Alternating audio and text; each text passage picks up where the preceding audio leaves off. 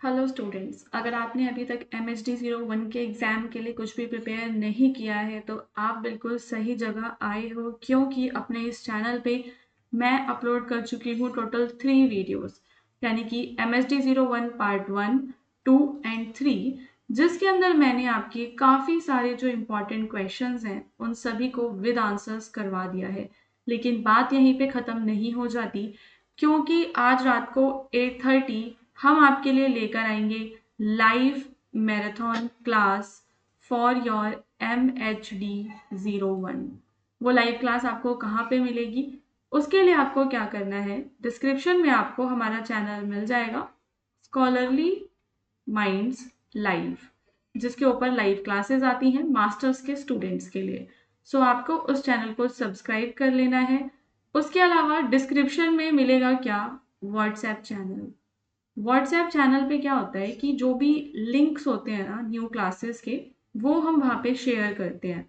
तो जब live class शुरू होने वाली होगी उसके आधे घंटे पहले ही वहाँ पे क्लास का लिंक आ जाता है। आप उस लिंक को डायरेक्टली क्लिक करके क्लास को देख सकते हो। जो मैराथन क्लास होगी उसके अंदर आपका कंटेंट यूनिट वाइज रहने वाला है और सारी इंपॉर्टेंट यूनिट्स को हम वहाँ पे फटाफट से कवर कर लेंगे। इस वीडियो के अंदर जो कंटेंट है वो क्वेश्चन आंसर्स के फॉर्म में है। अगर आपको MHD01 के लिए सारा कंटेंट चाहिए पढ़ने के लिए, तो आपको क्या करना है कि डिस्क्रिप्शन में जो हमारा नंबर गिवन है व्हाट्सएप का, ठीक है, 7065720747, इस नंबर पे आप मेरी टीम को कांटेक्ट कर सकते हो। और MHD1 के अलावा जो आपके बाकी के भी सब्जेक्ट कोड्स हैं ना, उनका मटेरियल हमारे पास अवेलेबल है। और जो मटेरियल है वो काफ़ी आसान है, पॉइंट वाइज है। तो आपको क्या करना है, इस नंबर पे मेरी टीम को हाई सेंड करना है एंड अपने लिए जो भी पढ़ने का मटेरियल है आप उसको परचेज कर सकते हो। साथ ही साथ गेस्ट पेपर्स के साथ हम यूट्यूब के पीडीएफ भी आपको प्रोवाइड कर देते हैं। सो क्वेश्चन है कि मीरा की भक्ति पर आपको विचार करना है। तो मीराबाई जो है हिंदी साहित्य की महान भक्त कवित्री थी, जिनकी भक्ति भारतीय आध्यात्म और साहित्य में एक विशिष्ट स्थान रखती है। तो हम क्या देखते हैं कि एज अ भक्त और कवित्री जो मीराबाई है उनका एक बहुत ही विशिष्ट स्थान है। उनकी भक्ति मुख्य रूप से माधुर्य भाव अथवा कांता भाव की भक्ति है, जिसमें उन्होंने भगवान श्री कृष्ण को केवल आराध्य देव नहीं बल्कि अपना पति, प्रियतम, सर्वस्व माना है। तो ओवरऑल यहाँ पे जो सेंटर में है वो भगवान श्री कृष्ण है, जिनके प्रति उनका लगाव था। भगवान श्री कृष्ण को वो आराध्य देव नहीं बल्कि अपना पति, अपना प्रियतम और सब कुछ मानती थी। तो मीरा की भक्ति प्रेम, समर्पण, विरह तथा अनन्य निष्ठा पर आधारित थी। ठीक है, तो ये तो हमारा क्या हो गया, इसका इंट्रोडक्शन हो गया। अब हम यहाँ पे बात करेंगे कि भक्ति पे जो मेजर पॉइंट्स हैं, जैसे कि सबसे ज्यादा हमें उसमें कांता भाव की प्रधानता देखने के लिए मिलती है। तो मीरा की भक्ति का जो मूल आधार है दोस्तों, वो प्रेम है। उन्होंने भगवान श्री कृष्ण को अपना वास्तविक पति माना और सांसारिक संबंधों से ऊपर उठकर स्वयं को पूरी तरह कृष्ण को समर्पित कर दिया।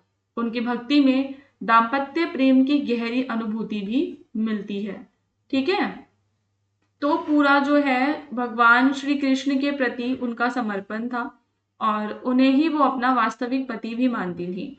परंतु जो है सांसारिक संबंधों से वो ऊपर उठी हुई थी। तो वो क्या कहती हैं, स्पष्ट रूप से वो कहती हैं, मेरे तो गिरधर गोपाल दूसरो न कोई।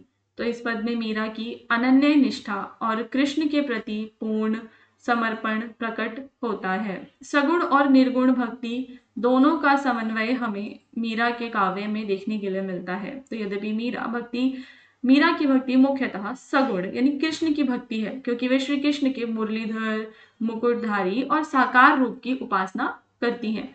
सगुण भक्ति में क्या होता है कि जो भगवान होते हैं ना, उनके साकार रूप की उपासना की जाती है।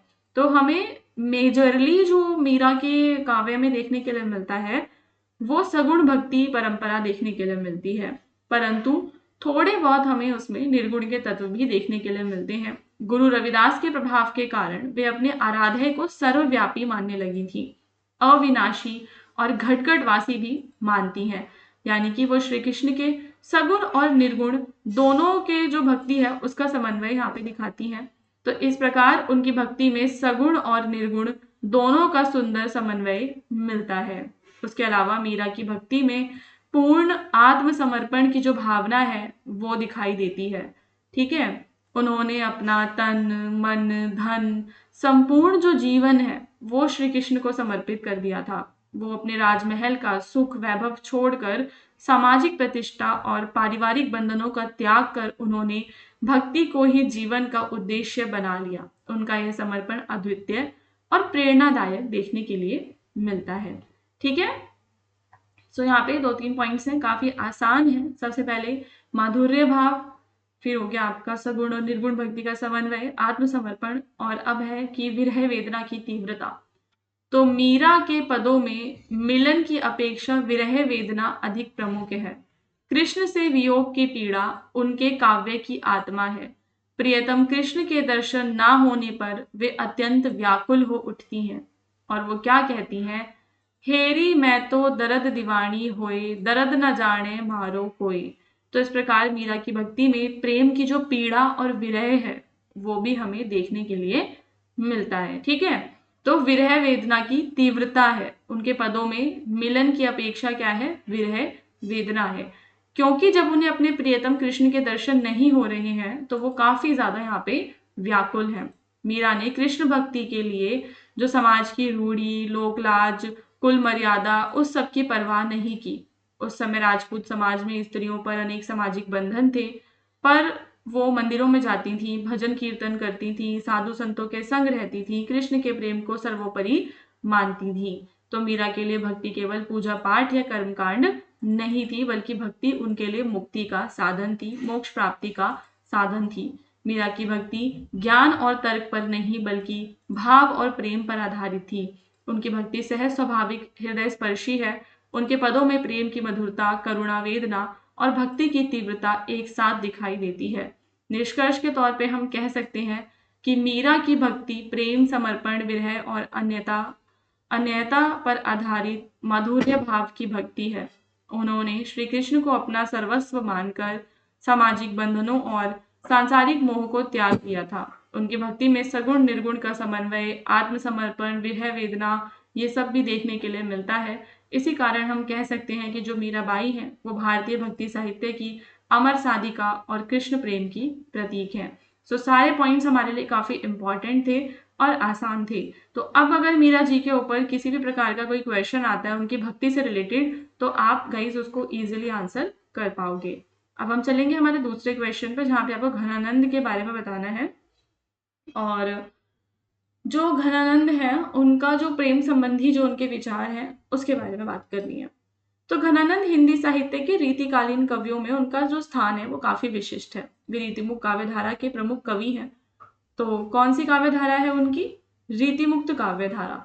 घनानंद का प्रेम दर्शन अन्य रीतिकालीन कवियों से काफी भिन्न है और मार्मिक, आत्मिक और निष्कपट है। उनका प्रेम केवल शारीरिक आकर्षण या भोग विलास तक सीमित नहीं है, बल्कि हृदय की गहराइयों से निकला हुआ सच्चा अनुभव है।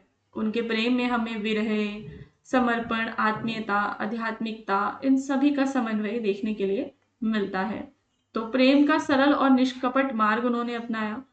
तो वो कहते हैं कि जो प्रेम है, प्रेम का मार्ग सरल होता है, निष्कपट होता है, सीधा होता है। प्रेम में कभी भी चतुराई, छल या स्वार्थ का कोई स्थान नहीं होता। उन्होंने स्पष्ट कहा, अति सूधो स्नेह को मार्ग है, जहां नेकु सयानप बांक नहीं। अर्थात प्रेम का मार्ग अत्यंत सीधा है, जहां किसी प्रकार की चालाकी या टेढ़ापन स्वीकार नहीं किया जाता। इससे उनके प्रेम की पवित्रता और निष्कपटता स्पष्ट होती है। तो पहली चीज आप समझ गए कि क्वेश्चन में उनके प्रेम संबंधी दृष्टिकोण के बारे में ही पूछा गया है। तो आपने सबसे पहले क्या बताना है कि उन्होंने प्रेम को सरल निष्कपट मार्ग से जोड़ा। घनानंद का प्रेम एकनिष्ठ और समर्पित है। उनका प्रेम सुजान नामक नर्तकी के प्रति था, किंतु बदले में उन्हें अपेक्षित प्रेम प्राप्त नहीं हुआ। जैसा उन्होंने सोचा था वैसा कुछ भी नहीं हुआ। इसके बावजूद उनका प्रेम कम नहीं हुआ। वे एक तरफा प्रेम में भी पूरी निष्ठा और समर्पण बनाए रखते हैं। उनके प्रेम में पाने की अपेक्षा समर्पण और त्याग की जो भावना है वो अधिक है। ठीक है, तो अनन्य प्रेम है। उनके प्रेम में पाने की अपेक्षा समर्पण ज्यादा और त्याग ज्यादा है। घनानंद के काव्य में विरह वेदना की प्रधानता है। उनके यहाँ मिलन की अपेक्षा वियोग की पीड़ा अधिक मुखर रूप में व्यक्त हुई है। आचार्य रामचंद्र शुक्ल ने उन्हें प्रेम की पीर का कवि आचार्य रामचंद्र शुक्ल ने उन्हें प्रेम की पीर का कवि कहा। विरह उनके लिए केवल दुख नहीं बल्कि प्रेम की गहराई और शुद्धता का माध्यम है। प्रेम वेदना उनके काव्य की आत्मा बन जाती है। रीतिकाल के अनेक कवियों के विपरीत घनानंद का प्रेम केवल शारीरिक सौंदर्य या वासनात्मक आकर्षण तक सीमित नहीं है। ठीक है, केवल शारीरिक सौंदर्य की बात नहीं होती, केवल वासना की बात नहीं होती है, बल्कि उनके प्रेम में मन और आत्मा का मिलन है।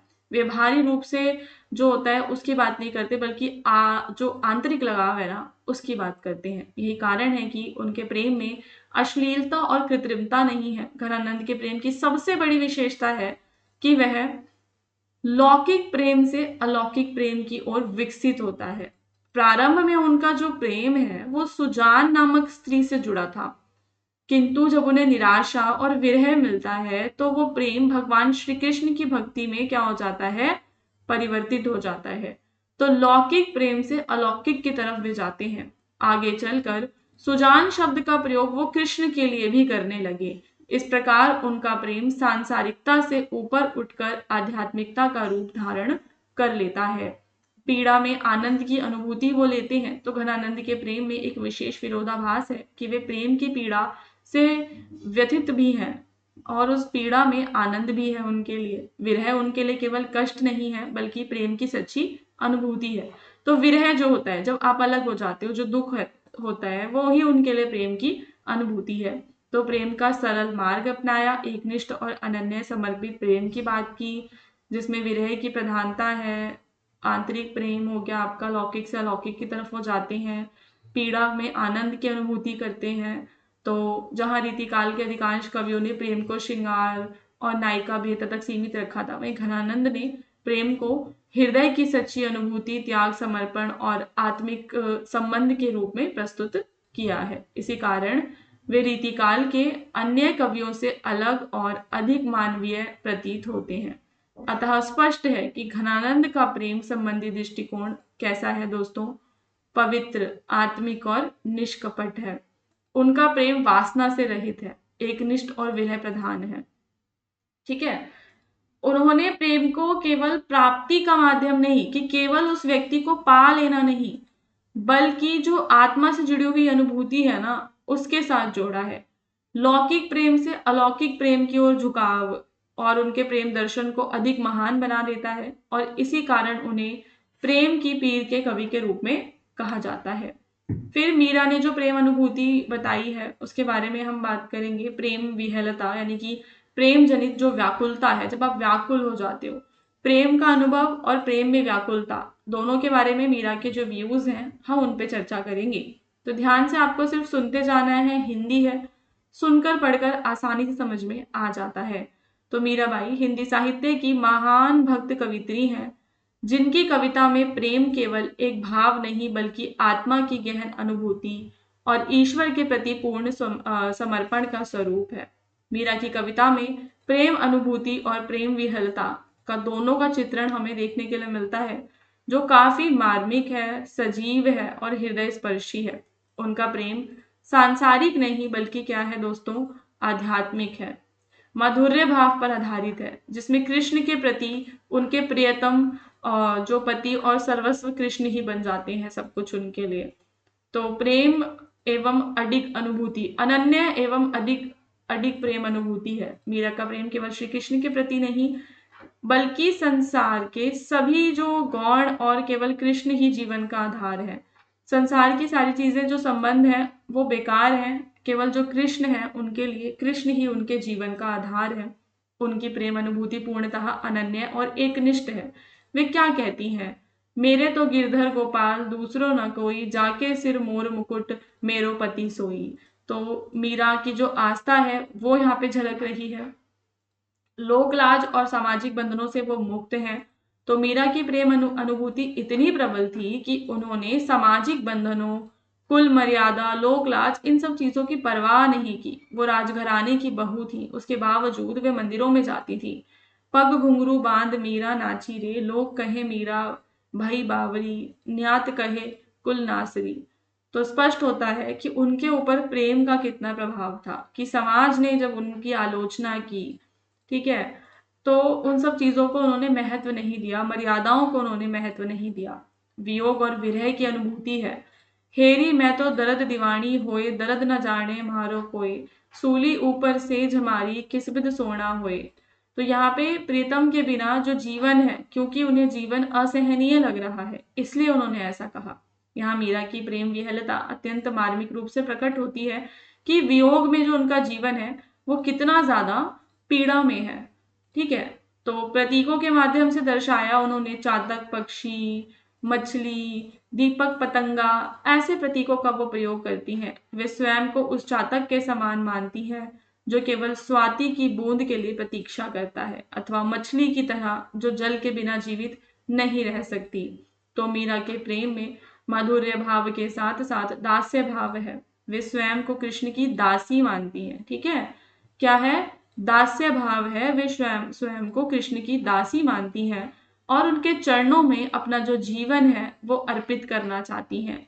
वे कहती हैं, श्याम मने चाकर राखो जी, चाकर रहसु बाग लगासू, नित उठ दरस पाईसू। तो यहाँ मीरा की जो पूर्ण आत्मसमर्पण और जो सेवा भाव है वो स्पष्ट होता है। तो यद्यपि मीरा के काव्य में हमें विरह वेदना देखने के लिए ज्यादा मिलती है, पर प्रेम उन्हें आत्मिक आनंद और संतोष प्रदान करता है। कृष्ण की अनुभूति उनके जीवन को सार्थक बनाती है। उनका प्रेम सांसारिक बंधनों से मुक्त है और आध्यात्मिक उत्कर्ष का माध्यम है। मीरा की प्रेम अनुभूति में कहीं भी कृत्रिमता, आडंबर नहीं देखने के लिए मिलते। उनकी कविता हृदय की सहज अभिव्यक्ति है। प्रेम विहलता उनके जीवन के वास्तविक अनुभव से उपजी है। ठीक है, सो ये सारी चीजें हम देखते हैं, एट लास्ट हमें निष्कर्ष मिल जाएगा और यहाँ पे स्पष्ट होता है कि मीरा की कविता में प्रेम अनुभूति और प्रेम विहलता अत्यंत मार्मिक, अनन्य तथा आध्यात्मिक स्वरूप में व्यक्त हुई है। उनका जो प्रेम है वो सांसारिक सीमाओं से ऊपर उठा हुआ है और ईश्वर के प्रति पूर्ण समर्पण का रूप धारण करता है। विरह वेदना, आत्मसमर्पण, ये सब जो है कृष्ण के प्रति निष्ठा, ये सब उनकी विशेषताएं हैं। इसी कारण मीराबाई की कविता हिंदी भक्ति साहित्य में प्रेम और भक्ति की जो है अमूल्य निधि भी मानी जाती है। सो ये कुछ क्वेश्चंस थे जो हमने यहाँ पे कवर किए हैं। आई होप कि आपको समझ में आ गया होगा।